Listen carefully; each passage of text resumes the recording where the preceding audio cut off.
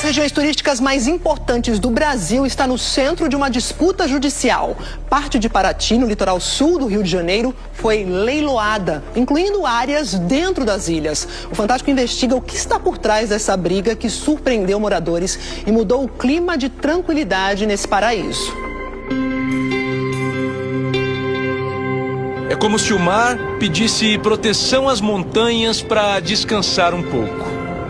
Nos mais de 7.000 quilômetros do litoral brasileiro, não há nada parecido com esse recorte no mapa. É o Mamanguá, conhecido como o único fiord brasileiro. Aqui você só chega de trilha ou de barco. Agradeço a Deus todos os dias pelo lugar da gente, pela tranquilidade. Porque não tem ressaca, maresia, ondas grandes, é um lugar muito abrigado. Mas incomum ainda é que essa beleza resiste a meio caminho entre as duas maiores cidades do Brasil. Num lugar em que a natureza, a cultura e as construções são patrimônio mundial. Em Paraty, o que foi no passado continua sendo. No entanto, hoje em dia, a calma é só aparente. Tem gente que fica o tempo todo atento no mar, se vê algum barco diferente. Os mais velhos, eles estão com uma angústia que é quase uma doença. A gente está aqui à deriva, sem saber o que vai acontecer. Toda essa aflição tem um motivo. A cidade e a natureza ao redor, preservadas por tanto tempo, podem estar passando por uma das maiores mudanças dos últimos séculos. O mapa dessa região foi redesenhado por um leilão. No último mês de abril, a Justiça determinou a venda de 32 áreas no município. Os lotes estão em algumas das 63 ilhas, como a pequenina Ilha do Cedro ou a gigantesca Ilha do Algodão. São também terrenos nas encostas do Mamanguá, além de praias, montanhas e até uma área dentro do Parque Nacional da Serra da Bocaina. São áreas sob regime especial de proteção. Essa área está sob jurisdição de uma unidade de conservação federal que tem um conjunto de regras e restrições de uso e ocupação. O leilão é uma das últimas etapas de um longo processo de inventário. As terras pertenciam a este homem, o português José Maria Rolas. Esse livro, escrito por uma das 6 filhas dele, conta que o comerciante fez fortuna sendo pioneiro no ramo de aluguel de roupas de luxo, no Rio de Janeiro. A Casa Rolas era uma das lojas mais tradicionais da antiga capital do país. Os terrenos foram comprados com os lucros da loja em um leilão da Receita Estadual em 1936. O advogado das filhas que herdaram a fortuna do comerciante explica por que o dono nunca usou as terras que comprou. Não tem uma história de aproveitamento, mas sim uma história de aquisição de bens, crescimento patrimonial, e preservaram esses bens como bem da família. Os novos proprietários conheceram o terreno no anúncio do leilão. As áreas são apresentadas como cenários paradisíacos à beira-mar. Mas nas fotos ilustrativas não aparecem as casas e as pessoas que já moravam nesses locais. Eles compraram um papel, né? Tem gente aqui, população tradicional, né? Pescadores, pescadoras, pessoas que vivem do turismo de base também. Um equilíbrio delicado, mantido por um modo de vida que proporciona sustento às pessoas sem destruir a natureza. O surgimento de dezenas de proprietários dessas terras ao mesmo tempo, no mínimo, traz insegurança às famílias que vivem por aqui e que, há muitas gerações, ajudam a conservar esse paraíso brasileiro.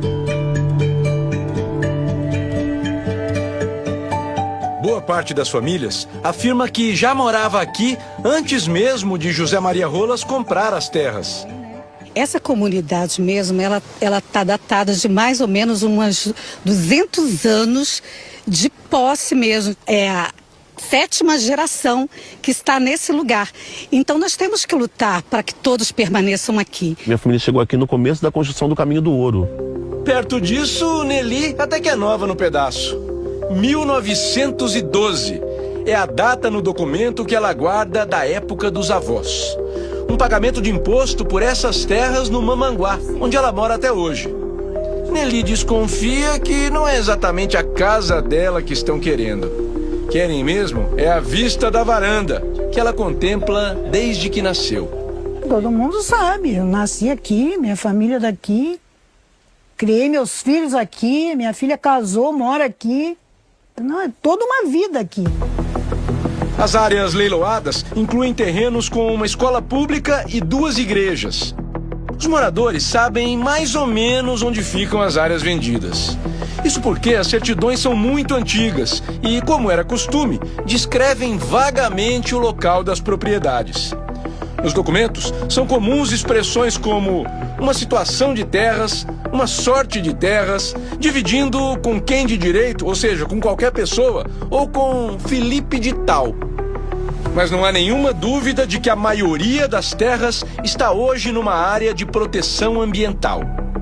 A APA Cairuçu, criada em 1983, protege não só a natureza, mas também a cultura e o modo de vida dos caiçaras. Será que os novos donos pelo menos desconfiavam que estariam comprando um problema? Me chamou muita atenção, né?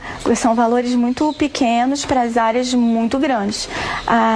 O menor lote, segundo a gente verificou no site do leiloeiro, ele tem meio alqueire, cerca de 13.600 metros quadrados de área. O maior lote tem cerca de 163.200 metros quadrados. Boa parte da Ilha do Cedro, por exemplo, foi arrematada por R$437 mil. Mesmo assim, o comprador se arrependeu. A empresa que venceu o leilão pediu ao juiz a desistência da arrematação. Eles afirmam que não sabiam que o local estava completamente ocupado por população tradicional caiçara. De acordo com o advogado Gustavo Clô, mestre e doutor em Direito Civil, quem está na terra também tem direitos que devem ser protegidos. Quem comprou pode ter feito um mau negócio, porque as restrições ambientais não vão ser levantadas. Em relação aos caiçaras que lá estão, eles mesmos têm que, dentro dessa sua perspectiva de população tradicional, cumprir a imensa maioria das normas ambientais também. Compradores dos outros lotes estão satisfeitos com o leilão. O advogado de um deles diz que está aberto para negociar com os moradores. Os arrematantes, os nossos clientes, participaram como manda a lei e efetuaram os pagamentos já, então tá tudo correto, tudo normal, legal. Mas, claro, nós pretendemos, na medida do possível, conversar com eventuais ocupantes que queiram fazer acordos. A gente está aberto desde que, respeitados os direitos nossos. O juiz do caso ainda não autorizou que os novos compradores tomem posse dos imóveis. Mas moradores dizem que já estão sofrendo assédio de alguns vencedores do leilão.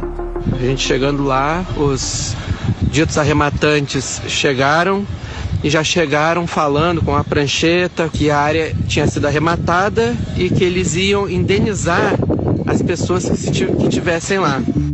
O Ministério Público Federal, a Advocacia Geral da União e a Defensoria Pública do Rio de Janeiro já pediram a anulação do leilão.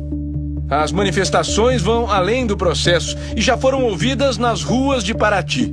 No mês passado, no Festival de Jazz da cidade, a música foi interrompida pela voz do público.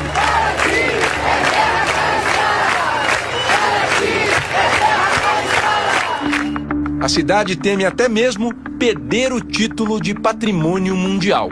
Um dos critérios que foi utilizado pela Unesco, para reconhecer essa região como um patrimônio da humanidade, é que tenha justamente essa troca do povo tradicional, da cultura viva com o meio ambiente, de ter pessoas morando, residindo nesse lugar. O advogado das herdeiras defende a legitimidade do leilão. Não acho que há fundamento para o leilão ser anulado. O que há ali talvez é a necessidade de uma conciliação de direitos de diversas partes, fundamentalmente direitos dos caiçaras, se tiver algum direito, esse é o chamado direito de posse, que vai ser discutido com o direito de propriedade do arrematante que adquiriu no leilão. É importante preservar, não apenas do ponto de vista ambiental, mas também do ponto de vista turístico, do ponto de vista econômico, que essas áreas continuem bonitas, íntegras e fazendo referência à sua composição original. A descaracterização dessas áreas é uma perda para todos nós.